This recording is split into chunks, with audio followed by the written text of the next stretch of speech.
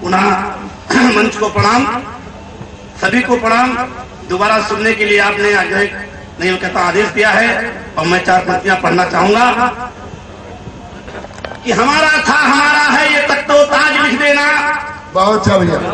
हमारा था हमारा है ये तख्तो ताज लिख देना, सताया जिसने हमको है उसे बर्बाद लिख देना। वकालत छोड़ो उन बेईमानों की, कहीं भगत सिंह कहीं अशफाकुल्ला कहीं चंद्रशेखर आजाद लिख देना, कहीं चंद्रशेखर आजाद। मैं बता दूं आपको, मेरे साथ जुड़ा क्योंकि मैं तालियां नहीं बजवाता, कहीं मैं तालियां नहीं बजवाता। रोक सको तो रोक लो, शर्माते क्यों हो यारो, अपना हाथ है चाहे जितना ठोक लो।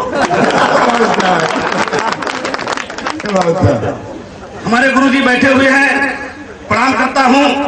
रामानंद से मैंने high school, Rastogi inter college से इंटर और डीएन से बीए, बद्दी विशाल से मैं करने के बाद मैं भदोई गया। एक हास्य कवि, आज कोई हास्य कवि नहीं यहाँ पर आया, मुझे बड़ा खेद रहा। मैं बहुत सुनने का शौकीन, कविता पढ़ने का यहाँ पहली बार मौका मिला। एक मौका और बता दूं, एक बार 94 में यहाँ कवि सम्मेलन हो रहा था। हमने सोचा कि यहाँ पर जो भी आता है कविता सुनाता, हमें इतना ज्ञान नहीं था कि अपनी रची कविता सुनाई जाती है। तो मैंने क्या किया, सबसे पहले एक हनुमान जी खड़े हुआ करते थे, उनको लोग हनुमान कहते थे। हम उनके पास गए, गुरुजी हमको कविता पढ़नी है। तो उन्होंने कहा किशोर जी से मिल लीजिए। अब हमारे गुरु जी के पास जाने की हिम्मत नहीं, बहुत डरते हुए गुरु जी के पास पहुंचे। शायद गुरु जी भूल गए हों। मैंने गुरु जी से कहा कि उन्होंने मुझे भेजा है, मंच पर जाना है, मुझे कविता पढ़नी है। तो उन्होंने गुरु जी ने सोचा कि हनुमान जी ने भेजा है, जाइए। वो सोच रहे, हनुमान जी सोच रहे किशोर जी ने भेजा है, किशोर जी सोच रहे हनुमान जी ने भेजा है। अब हम मंच पर चढ़ गए। 94 की बात मैं भी ये कर रहा था। जब मैं मंच पर चढ़ गया, सबसे छोटा कवि कवियों के बीच में बैठा। हमें नहीं पता था कि रचना अपने आप लिखी सुनाई जाती है। मैंने अपनी गर्दन को नीचे किया, पीछे बैठे बैठे हमने देखा सभी कवियों की माला पड़ी है, मेरी नहीं पड़ी। अब हम बड़े परेशान। हमने धीरे बैठे बैठे पीछे से एक माला खसकाई। माला जब मैंने खसकाई, धीरे धीरे खसकाते खसकाते अपने पास ले आए और उस माला को धीरे से पहन लिया। और जब पहन लिया फिर गर्दन उठाई। सारे लोगों ने मुझे देखा कि लाल बिहारी कवि कब से हो गए। अब हमारे साथ पढ़ने वाले स्टूडेंट बड़े चक्कर में कि लाल बिहारी कवि कब से हो गए। और हमने काका हजरसी की कविता, हमें नहीं पता थी किसकी रचना है। मंच के कवियों ने बताया कि काका हजरसी कविता है। जब मुझे जूनियर कवि को पहले लगा दिया जाता है, ये मैंने अक्सर मंचों पर देखा है, तो सबसे पहले मेरा ही नाम आ गया। कविता सुनाई कि मत पूछिए फुर्सत की घड़ियां हम कैसे गुजारा करते हैं, होठों से चुमकर मूंगफली मासूक पे मारा करते हैं। एटीएम साहब बैठे हुए थे, मूंगफली मैंने उन्हीं पर चढ़ा दी। हमें यह भी नहीं पता था कि एटीएम साहब वहां बैठे हैं, परिवार के साथ बैठे हैं। मूंगफली जेब में थी, निकाली कि मत पूछिए फुर्सत की घड़ियां हम कैसे गुजारा करते हैं, होठों से चुमकर मूंगफली मासूक पे मारा करते हैं। मारी थी जो हमने मूंगफली को उसके डियर डैडी की लगी, अब देखिएगा उसके डैडी क्या हाल हमारा करते हैं। अब हमारे तक आगे कभी चिल्लाए, अरे अरे क्या कर रहे हो, तो कविता दूसरे की है। तो दूसरे बोले पढ़ने दो यार, पढ़ने दो। रंग त्रिवेदी जी बैठे हुए थे, उनको बड़ा आनंद आ रहा था। सवेरे पेपर में एक लाइन निकली कि घटिया घाट में हुए कवि सम्मेलन के हीरो रहे लाल बिहारी। अब हम बड़े खुश। हमने सोचा मैं कवि जरूर बन जाऊंगा, कविता जरूर सुनाऊंगा। बड़े योग की बात, हमारे मधुक जी ने फोन किया, हरदोई की धरती से आपके बीच में आया हूँ, 4 पंक्तियां मैं और करना चाहता हूँ। बीच में कोई हास्य कवि नहीं था, इसलिए मैंने अपने ऊपर ही हाथ सुना दिया। हो सकता मुझसे गलती रही हो, अब ऐसा नहीं हो सकता। आज भी है तो भाग देखिए, सारे कवि मंच पर आ गए, हमारा नाम बोले नहीं गया। अब हम बड़े परेशान। थोड़ी देर बाद पर्ची बढ़ाई, अब हमारा नाम 2 बार बुलाया गया। पहले लाल बिहारी बुलाया गया, फिर गुरु जी ने पर्ची देखी, फिर लाल बिहारी बुलाया। हमने सोचा दूसरा लाल बिहारी कौन आ गया। बड़े परेशान, लेकिन खैरियत थी कि हम अकेले थे, नहीं तो गड़बड़ हो जाता। हमारे यहाँ 2 ग्राम विकास अधिकारी है, एक लाल बिहारी वो, कभी सस्पेंड वो होता, नाम मेरा छोटा।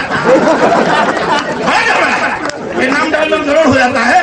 मैं कहना चाहता हूँ कि अरे देश, एक मैंने रचना लिखी है कि जो बड़ी बड़ी बातें महफिलों में है करते, जो बड़ी बड़ी बातें महफिलों में है करते, घरों में आहें भरते उनको हमने देखा है। जो बड़ी बड़ी बातें महफिलों में है करते, घरों में आहें भरते हमने उनको देखा है। और कौन कहता है बासिंदे हैं अपने देश के, कौन कहता है बासिंदे हैं अपने देश के, विदेशों में ही जब बेचते हमने इनको देखा है। और महफिलों में जब गूंज हमें सुनाई दी, महफिलों में गूंज जब हमें सुनाई दी, घरों में ताले लटकाए हमने इनको देखा है। अरे देश के कर्णधारों अब तो जरा सुधरो, अरे कर्णधारों अब तो जरा सुधरो, देश को कन्या बनाते हमने तुमको देखा है। और देश की तौहीन तुम क्या भला करते हो, देश की तौहीन तुम क्या भला करते हो, घरों में इज्जत बेचते हमने तुमको देखा है। अरे देश की गोपनीयता भंग करने वालों, अरे देश की गोपनीयता भंग करने वालों, वेश्याओं के साथ नंगे नाचते हमने तुमको देखा है। और जो घर में कहते हमारे धन की कमी नहीं, जो कहते हैं कि घर में हमारे धन की कमी नहीं, सड़कों पर भीख मांगते हमने उनको देखा है।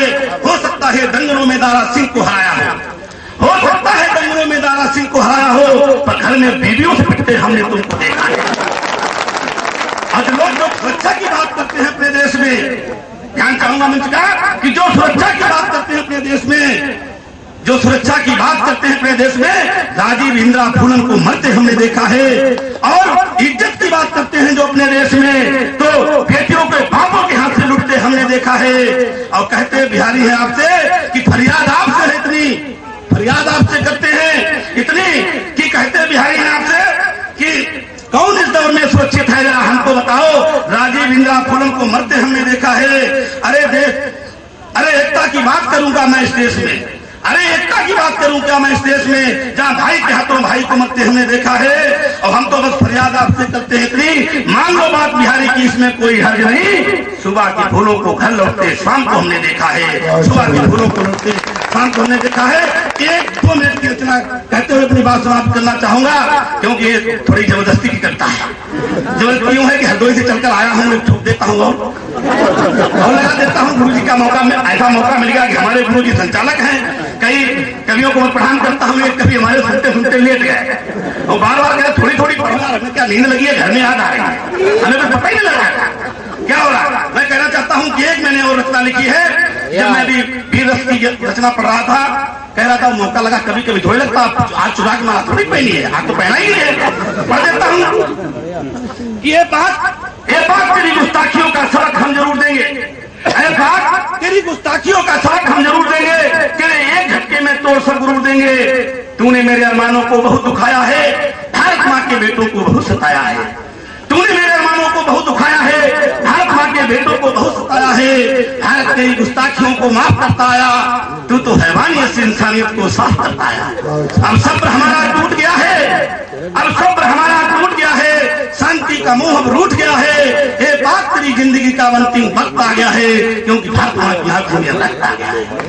ये बात तेरी जिंदगी का अंतिम वक्त आ गया है, क्योंकि भारत माँ की आंखों में रक्त आ गया है। तुझे नहीं पता है कि भारत में कितना दम है, तुझे नहीं पता कि भारत में कितना दम है, उसकी असली घाट तो सत्यम शिवम सुंदरम है। कहते बिहारी तूने अपनी बर्बादी को बुलाया है, कैसे मिली थी आजादी तूने पल भर में बुलाया है। अब तुझे हम जहां से बेतहा कर देंगे, तेरे हर आतंकी ठिकाने को तबाह कर देंगे, तेरे हर आतंकी ठिकाने को तबाह कर देंगे। सभी को मेरा प्रणाम। हमारी लेकर अच्छी लगी और गुरु से आग्रह है मेरा कि मैं कहीं मेरा अंदर रह जाता है कि हमें कभी कोई बुलाता नहीं। आज पहली बार गुरु जी ने बुलाया, अगर दिल से कहता हूँ, क्योंकि मैं तालियां नहीं बजवाता हूँ, रोक सको तो रोक लो, कह चुका हूँ अपना हाथ है चाहे इतना ठोक लो।